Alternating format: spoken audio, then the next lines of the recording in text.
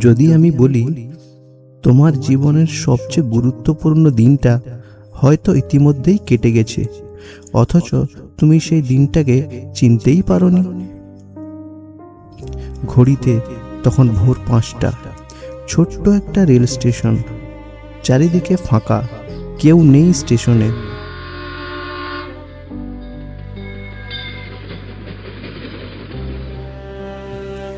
বৃষ্টিতে ভেজা প্ল্যাটফর্ম, একজন যুবক, নাম অর্ণব, বয়স প্রায় 35 ছুঁই ছুঁই। সে সারা রাত জেগেছে, তবুও তার চোখে আজ ঘুম নেই। পাশে একটা পুরনো ব্যাগ আর একটা পুরনো মোবাইল, আর সেই মোবাইলে একটা মেসেজ। চাকরিটা তার আর নেই। একটা ছোট্ট মেসেজ আর কয়েকটা শব্দ, যেগুলো কয়েক সেকেন্ডের মধ্যে তার 5টা বছরের পরিশ্রম কেড়ে নিল। পকেটে মাত্র 100 টাকার একটা নোট। বাড়িতে আছেন বৃদ্ধ মা, আর রয়েছে মাথার উপর ঋণের বোঝা। ভালো চাকরি পেয়েছি, সেই ভরসায় ঋণ করে মায়ের জন্য একটা বাড়ি বানিয়েছিল। একটা সময় ভালো বন্ধুরাও আজ ব্যস্ত, কেউ ফোন তোলেনি। অর্ণব মাথা নিচু করে বসে আছে, তবে তার চোখে আজ জল নেই, কারণ সে কাঁদার শক্তিটুকুও যেন হারিয়ে ফেলেছে। হঠাৎ একজন বৃদ্ধ এসে তার পাশে বসলেন। সাদা পাঞ্জাবি আর চোখে অদ্ভুত শান্তি। তিনি কিছুক্ষণ কিছু বললেন না, শুধু বৃষ্টির দিকে তাকিয়েই থাকলেন। তারপর একটু হাসলেন আর বললেন, কি ট্রেন মিস করেছ বুঝি? অর্ণব মাথা নাড়ল, না। বৃদ্ধ আবার বললেন, তাহলে? অর্ণব দীর্ঘশ্বাস ফেলে বলে, জীবন। বৃদ্ধ হেসে ফেললেন। অর্ণব একটু বিরক্ত হয়ে বলল, আপনি হাসছেন কেন? বৃদ্ধ তখন ধীরে ধীরে বললেন, কারণ তুমি ভাবছো তোমার জীবনে একটা চাকরি ছিল। চারিদিকে নিস্তব্ধতা, আর মাঝে মাঝে বৃষ্টির শব্দ। বৃদ্ধ উঠে দাঁড়ালেন, চলে যেতে যেতে হঠাৎ ফিরে তাকালেন আর বললেন, তোমার জন্য 3টে প্রশ্ন রেখে যাচ্ছি, একবার ভেবে দেখবে। 1, যদি আজ তোমার কাছে 10 কোটি টাকা থাকতো, তাহলে কাল সকালে কি করতে?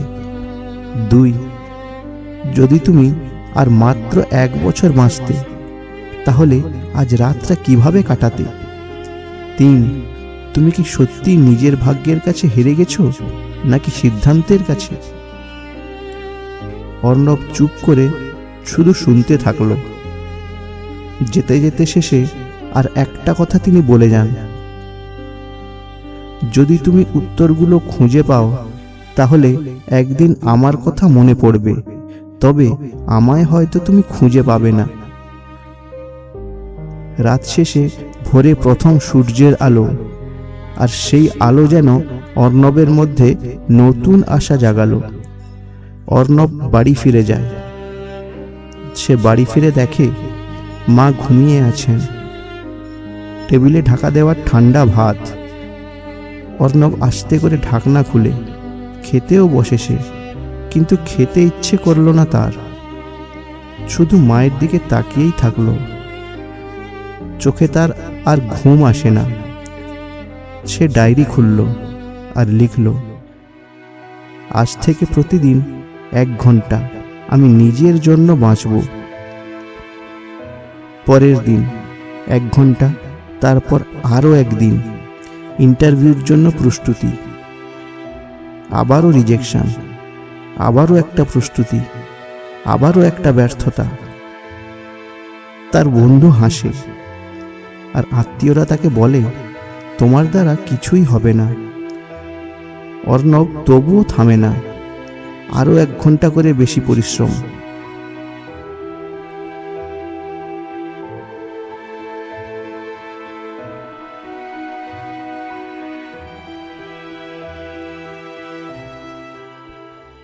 এইভাবে 5-5টা বছর কেটে যায়।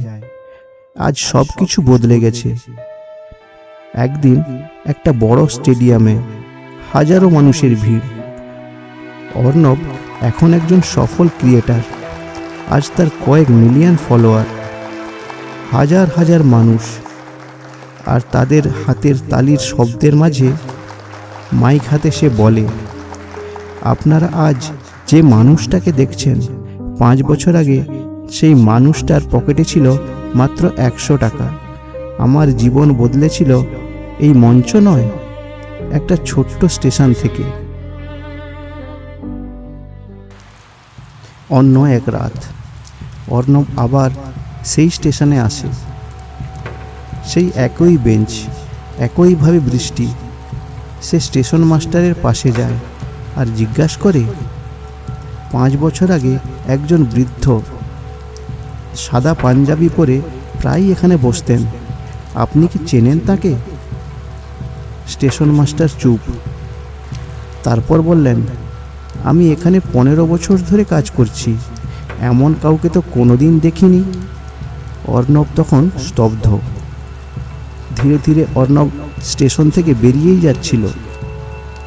তখনই হঠাৎ স্টেশনের বাইরে একটি পুরনো দেওয়ালে তার চোখ যায়। সেখানে ঝাপসা হয়ে যাওয়া একটি পোস্টার, স্মরণে অমরেশ চট্টোপাধ্যায়, 1948 থেকে 2008। ছবিটা দেখে অর্ণব থমকে গেল। এই তো সেই বৃদ্ধ।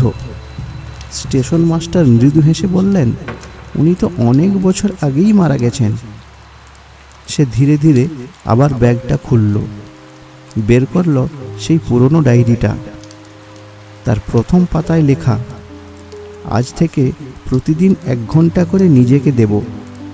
কিন্তু পাতাটির একদম নিচে লেখা, যা সে আগে কখনো খেয়াল করেনি, তার নিজেরই হাতের লেখা, কেউ আমাকে বাঁচাতে আসবে না, সিদ্ধান্তটা আমাকেই নিতে হবে।